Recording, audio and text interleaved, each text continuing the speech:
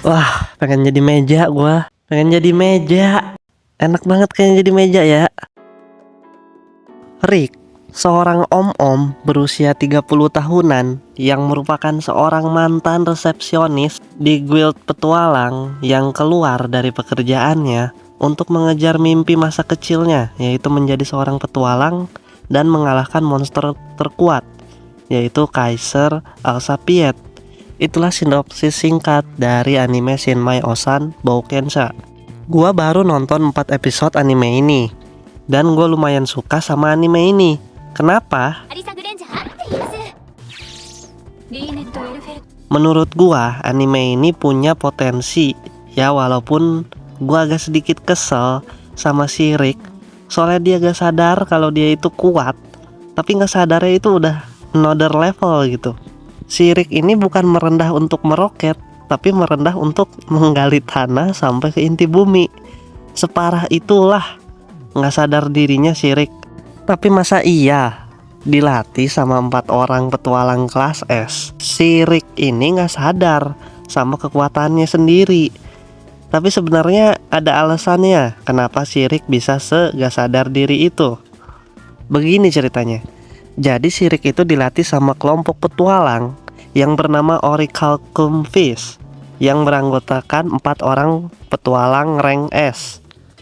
Nah, salah satu anggotanya yang bernama Browston S-Orc, gue panggil S-Orc aja ya karena ini lebih gampang. Si S-Orc inilah yang membuat si Rick jadi gak sadar diri kalau dia itu kuat. Si S-Orc ini bilang ke si Rick saat masa pelatihan bahwa petualang rank F bisa menghancurkan sebuah batu yang besar hanya dalam 1 pukulan. Padahal itu bukan sesuatu yang bisa dilakukan petualang rank F. Nggak mungkin rank F bisa ngancurin batu gede dalam 1 pukulan, tuh nggak mungkin. Mungkin si S-Orc ini sengaja melakukan itu supaya si Rick tidak cepat puas diri dan bisa mencapai potensi terbesarnya. Ya bagus sih sebenarnya, tapi si Rick jadi kayak orang blow on aja gitu jadinya. Oh ya, semua anggota Orichalcum Fish itu memberikan pelatihan yang sangat berat buat si Rick. Digembleng abis lah pokoknya si Rick. Oke, selanjutnya gue mau ngebahas anggota Orichalcum Fish yang lain. Dimulai dari vampir loli ini yang namanya adalah Aliceret Dracul. Aliceret adalah seorang penyihir terkuat meskipun dia masih bocil. Tingkah lakunya juga kayak bocil, suka banget makan, suka banget nyemil lah pokoknya. Terus suka bermain sama si Rick. Padahal bagi si Rick itu bukan bermain, tapi pelatihan neraka. Si Aliceret ini seiyunya atau voice actornya itu sama dengan Klee dari Genshin Impact. Dan emang pas banget sih seiyunya. Aliceret sama Klee itu sama-sama imut, tapi di sisi lain berbahaya nih bocil berdua. Yang satu penyihir terkuat, yang satunya lagi bocil teroris yang bisa ngebom apa aja yang dia mau. Anggota selanjutnya seorang setengah elf dan setengah dwarf yang namanya adalah Mizet El Dwarf. Mizet ini adalah seorang pembuat senjata terhebat di dunia, dan dia dipercaya punya teknologi dari 1000 tahun yang akan datang. Ya iyalah, itu yang dia pegang aja senjata api modern, sedangkan dunianya masih belum secanggih itu. Bayangin, orang lain pada pakai sihir, lah dia nembakin orang pakai senjata api. Dan si Mizet ini suka banget ngegodain cewek-cewek bohai. Mizet sama gue kayaknya bisa jadi teman sepemikiran kalau soal cewek. Bisa jadi bestie gue nih si Mizet. Anggota yang terakhir adalah Rinette, seorang dark elf yang punya opa yang besar. Dia adalah orang yang selalu mendukung si Rick saat si Rick nggak percaya diri dan merasa terpuruk.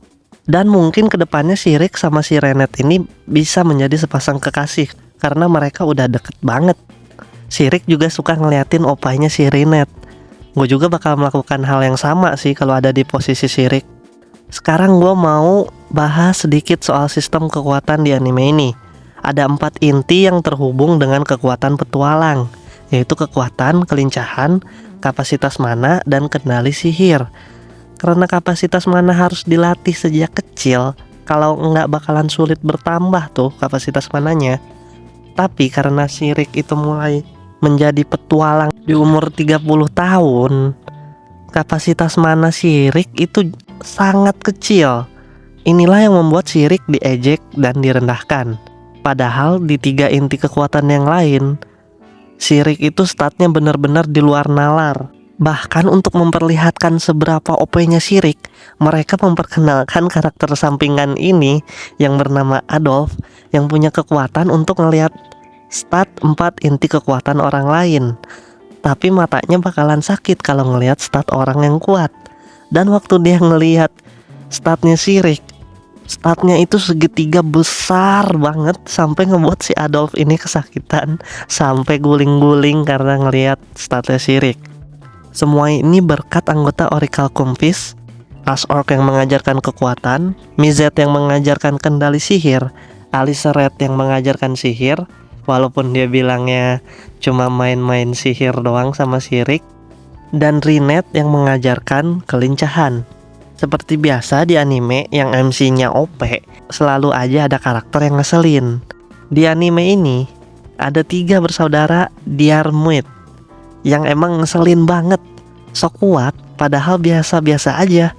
Gue benci banget sih saat Diarmuid bersaudara ini ngibasin rambutnya gitu. Kayak geli aja gitu ngelihatnya, bangsawan sok-sokan gitulah. Anime ini visualnya lumayan bagus. Dari 4 episode yang gua tonton, gua nggak menemukan adanya CGI sih. Tapi bisa aja gua salah. Jadi kalau lu nih penonton nemu CGI di antara 4 episode anime ini, silahkan tulis di kolom komentar di menit keberapanya gitu, kasih tahu gua.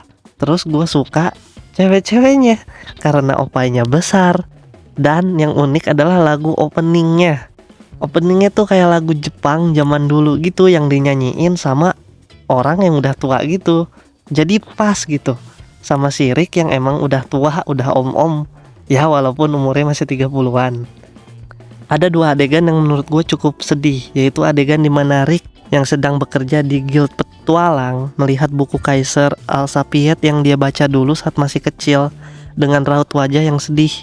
Dan yang kedua adalah saat si Rick mengucapkan selamat kepada kenalannya yang merupakan seorang petualang yang naik rank di saat si Rick masih bekerja sebagai resepsionis di guild petualang. Pesan yang mau disampaikan sama anime ini adalah, lu bisa memulai apapun, hal yang lo inginkan, kapanpun, gak peduli berapa umur lo. Seperti si Rick yang gak menyerah dengan mimpinya dan memulai menjadi petualang meskipun dia terlambat. Lebih baik terlambat daripada enggak sama sekali, ya kan? Oke lah, jadi segitu aja pembahasan gue tentang anime Shinmai Ousan Bokensha. Lu udah nonton anime ini belum? Kalau udah, menurut lu gimana anime ini? Apakah seru? Apakah lu suka cewek-ceweknya juga sama kayak gua? Silahkan tulis di kolom komentar. Kalau lu suka videonya, ya di like. Kalau lu pengen lihat video kayak gini lagi, ya subscribe channel gua. Bye.